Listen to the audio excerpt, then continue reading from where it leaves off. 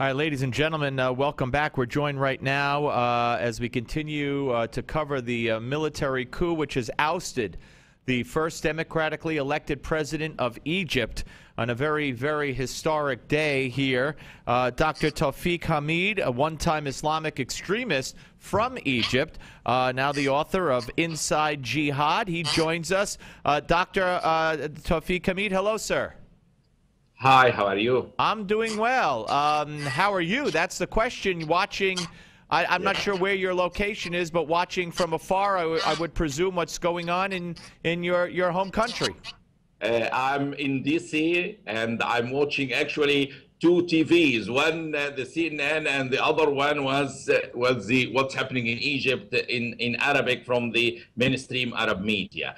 And the situation is really historical. And I heard you saying he was the first democratically elected president. That's very true. However, he betrayed the soul and the spirit of democracy. He came with the ballot. But democracy is not only the ballot. He did not really treat people equally. He turned against the pro-democracy groups and put them in prison, those who helped him to come to power, and at the same time released the jihadists and terrorists from prison.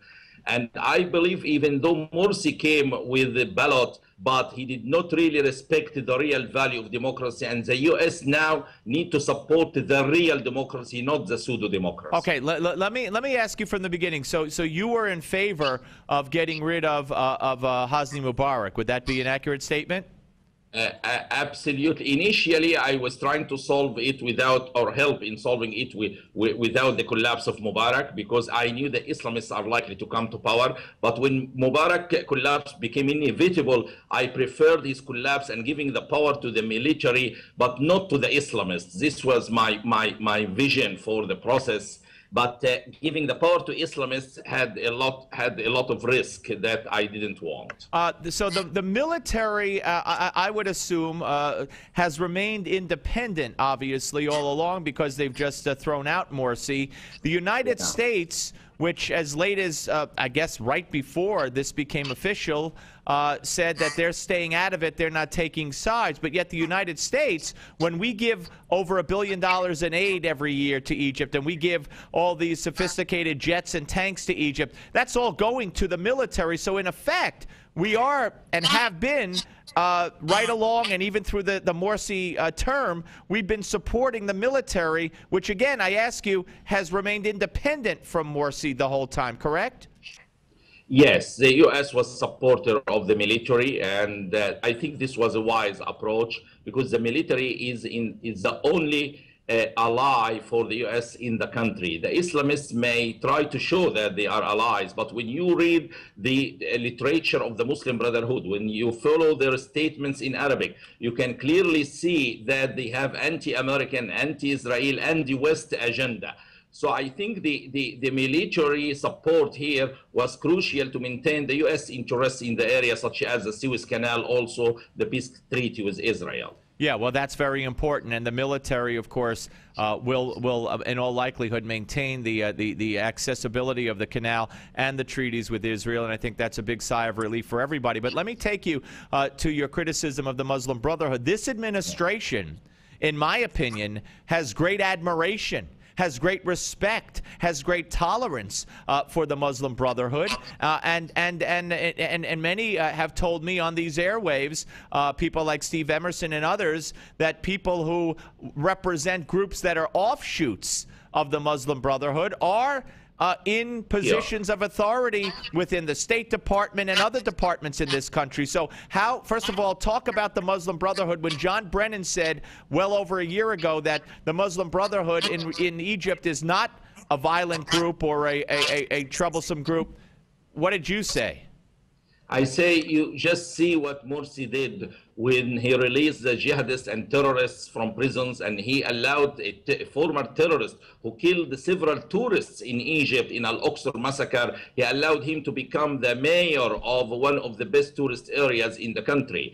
So when you support jihadists and terrorists, you release them from prisons, this tells you about your real intentions. And also the pro-Morsi group attacked the innocent demonstrators around the Al-Ittihadiyya palace of Morsi and killed many of them. In fact, many of the admins of Facebook and social media who were against Morsi were killed last year during Morsi presidency by shots in their head, selected killing for them, the admins who create social media against him.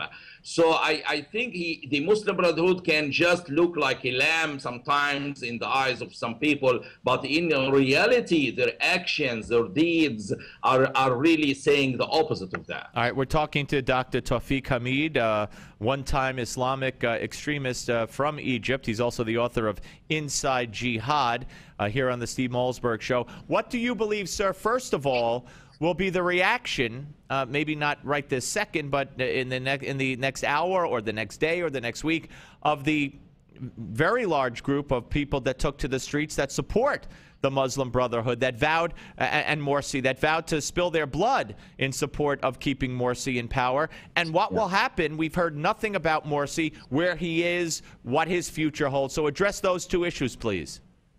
The first issue, I expect the pro-Morsi supporters, who are in tens of thousands or few thousands compared to tens of millions against him, they will try this support, the pro-Morsi group, to do some violence in the country. However, many of them will be afraid when they see these huge numbers against them. But still, we will see some bloodshed. But this will not last for long, because when you have the population, the majority of the population, with the police, with the intelligence, with the military, with the media working in one direction against the Islamists, they will have severe difficulty to really use violence at a large scale. So they will try. I'm expecting violent acts.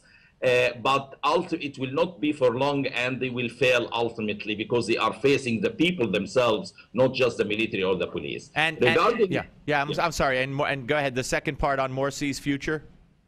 Morsi's future, likely he will be taken to legal court, and he will likely have faced the same end like Mubarak and even more, because he was collaborating in killing people. So I think his end is likely to be in prison or something like in this direction. Now, what happened, sir, here in Egypt? Does that influence, like, the groups that were protesting in Turkey, also against the prime minister and the Islamization of the country, if you will? Does this encourage them? Does this encourage other peoples in other countries that may not like what's going on with regard to Sharia and the Islamization of their nation? Absolutely. This will be a great model for many of them to revolt against the Islamists. And in fact, when you see what's happening in Egypt, this is the first revolution in human history against an Islamic political regime, saying no to political Islam. Many Muslims were incapable of saying it. They were so scared of rejecting political Islam and radical Islam. And now this is the first time we have seen millions of demonstrators daring to say no to political Islam, no to Muslim Brotherhood, no to the system that wants to implement the barbaric Sharia rules. So I think there is a change happening in Egypt, which will affect and influence change all over the world against the Islamists. And where do you see this maybe happening first? Turkey as a possibility, and if so, or if not, what other countries might this light the fire under, if you will? Tunisia. Tunisia will be the first country, in my view, to follow Egypt on this. As you see, the Libyans actually chose liberal parties to a great extent in their elections. So you can't have it's not the same cake, actually, it's different. And in Syria, it's a very different situation, because the jihadists are now against al-Assad, and you can't compare it to the Egyptian situation. But in general, when you follow the social media and the ways of thinking among young Arabs and the young Muslims, I think the collapse of the Muslim Brotherhood in Egypt will be an evidence that Islam is not the solution anymore. And it will be a clear message for those who are trying to use the religion to implement political agenda that they failed. They failed in Somalia, in Afghanistan, and here in Egypt, the mother country of the Brotherhood, they even failed in it. I think this will be the biggest blow in the history of the Islamic political groups. All right, Dr.